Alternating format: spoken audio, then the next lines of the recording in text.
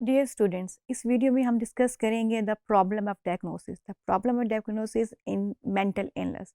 Mental illness के diagnosis में हमेशा एक लॉन्ग डिबेट रही है कि how can we diagnose mental illness, कि ये पर्सन जो है suffering, he or she is suffering from mental disorder or not. So if we talk about the problem of the diagnosis, the main problem with diagnosis is that it's subjective and susceptible to a social expectations. अगर हम social model की बात करते हैं, जो social scientist है वो ये कहते हैं कि जी जो आपकी social expect of mental illness है ये सब्जेक्टिव कंप्लेंट होती है, और जो मेडिकल मॉडल है वो ये कहता है इट्स ऑब्जेक्टिव वन, उसका जो रीज़न है वो मेडिकल इशू है। और जो सोशल साइंटिस्ट हैं वो कहते हैं it's because of some social issues, जो कि सोसाइटी उस पर्सन को लेबल करती है एज अ मेंटल पेशेंट और as a person suffering from the mental disorder. अच्छा, अब इसकी जो डिबेट है वो कहाँ से स्टार्ट हुई? The problem of diagnosis start हुआ रोशनहन एक्सपेरिमेंट से और कल्चर वेरिएशन से। रोशनहन कौन था? ही वॉज अ साइकोलॉजिस्ट था। उसने क्या किया, उसने और उसके साथ उसके 7 कुलीग्स ने वो जाके एडमिट हुए एक मेंटल हॉस्पिटल के अंदर, और उन्होंने ये एक्ट किया कि उनको कुछ हेलुसिनेशन आ रही हैं, कुछ वॉइसेस आ रही हैं, और दे आर नॉर्मली एक्ट नहीं किया। तो जो मेंटल असाइलम था, मेंटल हॉस्पिटल था, उन्होंने उन लोगों को अपने पास एडमिट कर लिया। वो लोग तकरीबन 19 डेज तक उस हॉस्पिटल के अंदर रहे और ट्रीटमेंट लेते रहे। और इस ड्यूरेशन में उन्होंने ये देखा कि 30% जो और पेशेंट हैं वो भी they are not the genuine patient, वो जेन्युइन मेडिकल पेशेंट नहीं थे। तो समहाउ आफ्टर 19 डेज जो हॉस्पिटल था उन्होंने उसको डिस्चार्ज कर दिया, इसको और उसके कोलीग्स को, ये कह के कि ये जो पेशेंट्स हैं इन रेमिशन में है। रेमिशन ये होता है कि आपके जो सिम्टम्स हैं वो स्टॉप हो जाते हैं, या पर्टिकुलरली आप मतलब उस टाइम बिंग आप ट्रीट हो जाते हैं। अच्छा, वो लोग जब वापस आए तो उन्होंने इस चीज़ को बहुत ज़्यादा एडवर्टाइज़ किया। उन्होंने बताया कि जी हम पेशेंट्स नहीं थे, बट हमने जाके अपना असाइलम में टाइम स्पेंड किया और हमें मेडिकल ट्रीटमेंट दी गई। साइकेट्रिस्ट जो थे, साइकेट्रिस्ट वो होते हैं जो कि मेडिकल डॉक्टर्स होते हैं और जो मेंटल इलनेस को ट्रीट करते हैं। उन्होंने इस चीज़ पे बहुत ज़्यादा कंट्रोवर्सी शो की, कन्वर्सेशन की। उन्होंने कहा जी ये जो एक्सपेरिमेंट बता रहे हैं, ये दिस इज़ नॉट ट्रू, ये ट्रू नहीं है, इसके अंदर कुछ मिसकंसेप्शंस हैं। उसने रोशन हैंस ने कहा ठीक है, हम दोबारा किसी दूसरे हॉस्पिटल में जाके अपने आप को एडमिट करेंगे। वो क्या किया, उन्होंने 8 और पेशेंट्स को एक और हॉस्पिटल में भेज दिया। वो पेशेंट्स वहाँ पे रहे, वहाँ का जो स्टाफ था उन्होंने उनको चेक किया, डायग्नोस किया, और उन्होंने उस कहा कि ये सम सॉर्ट ऑफ किसी मेडिकल मेंटल इलनेस से इस वक्त सफ़र कर रहे हैं। बट वो जो सेकेंड टाइम वहाँ पे गए थे पेशेंट्स मेंटल हॉस्पिटल के अंदर, they are not the true patients, वो ट्रू पेशेंट्स नहीं थे। Again they are the normal person.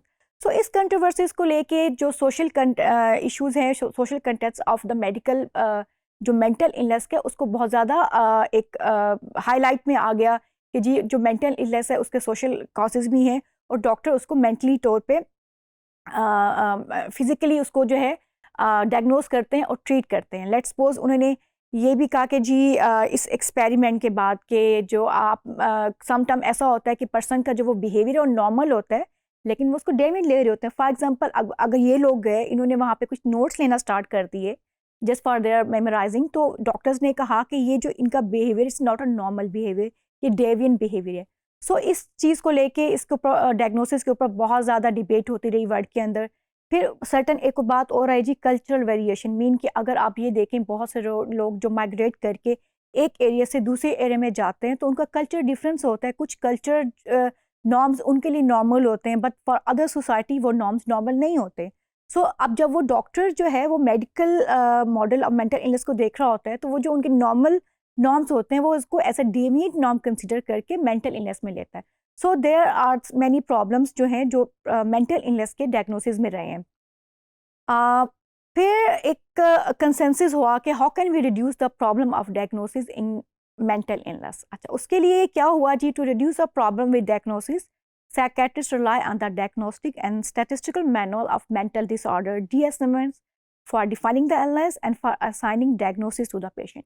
अच्छा, उन्होंने कहा जी हम एक डायग्नोस्टिक मैनुअल निकालेंगे जिसको जितने भी साइकेट्रिस्ट हैं वो कंसल्ट करके उसके थ्रू पेशेंट की जो है पेशेंट की जो डिजीज़ है उसको फाइंड आउट करेंगे और लेबल करेंगे। अब वो डीएसएम को यूज़ करना it's was very important for every doctor. क्यों इंपॉर्टेंट था? बिकॉज जो हेल्थ इंश्योरेंस कंपनी थी वो उस बेस पे आपको इंश्योरेंस रिफंड करती थी अगर आपका डायग्नोसिस उस मैनुअल से किया गया। अब उसके अंदर सर्टेन इश्यूज थे, फिर with the passage of time उस मैनुअल को रिफाइन किया गया, उसके अंदर सर्टेन चेंजेस लाई गई, उसके काफ़ी सारे एडिशंस आए इन डायग्नोसिंग द मेंटल प्रॉब्लम्स। सो अब हम एडिशंस को देखें। फर्स्ट एडिशन हमारे पास आया था 1952 में, जिसके ऊपर बहुत ज़्यादा डिबेट हुई, पॉलिटिकल बात भी हुई कि इसके अंदर काफ़ी जो है रेक्टिफिकेशंस चाहिए इस मॉडल के अंदर। फिर सेकंड मॉडल आया 1968 के अंदर, थर्ड मॉडल हमारे पास आया 1980 के अंदर, फोर्थ मॉडल आया 1994 के अंदर। सो थर्ड और फोर्थ जो मॉडल था DSM का जो मैनुअल था, उसको बहुत ज़्यादा लोगों ने पसंद किया और उसके अंदर काफ़ी रेक्टिफिकेशन भी हुई। उसमें कहा गया कि इसमें बहुत इंप्रूवमेंट है, इसके थ्रू हम जो है प्रॉपरली किसी को भी मेंटल इलनेस डायग्नोस कर सकते हैं। स्टिल प्रॉब्लम ये आया था इनकी फर्स्ट टू मैनुअल की डायग्नोसिस में कि साइकेट्रिस्ट ओट्रा से डील करता था और जो नॉर्मल क्लिनिशियन है वो ओट्रा से मेंटल डिसऑर्डर को डायग्नोस करता था। तो एक जो रिलायबिलिटी थी और वैलिडिटी थी प्रॉब्लम इसको डायग्नोस करने की, वो नहीं थी आपस में डॉक्टर्स के बीच में। सो जो फोर्थ वन आया इट वाज क्वाइट रिलायबल, जिसको पोलिटिकली भी एक्सेप्ट किया गया for labeling of the mental illness. So diagnosis based on the clinician inferences, political battle involving active lobbying by both professional and lay groups. Divergent views on causation and treatment. अच्छा, अब causation और treatment obviously it's quite different. तो जो end में जिस पे consensus हुआ कि हम जो mental illness है उसको diagnose करेंगे on the basis of symptoms rather than on the basis of causation and treatment. हम symptoms को देखेंगे, सिम्टोमेटोलॉजी को देखेंगे और फिर हम उसके बेस पे किसी को मेंटल इलनेस लेबल करेंगे and avoid discussing either causation और ट्रीटमेंट। उसमें फर्स्ट इंस्टेंस में we will not discuss any causation और the treatment. Describe the various diagnosis based on the consensus among practising psychiatrist rather than on the researcher. So DSM-3 and 4 gained great support because they serve a variety of critical needs, the objective nature of the diagnosis, autonomy of the doctor and clinicians.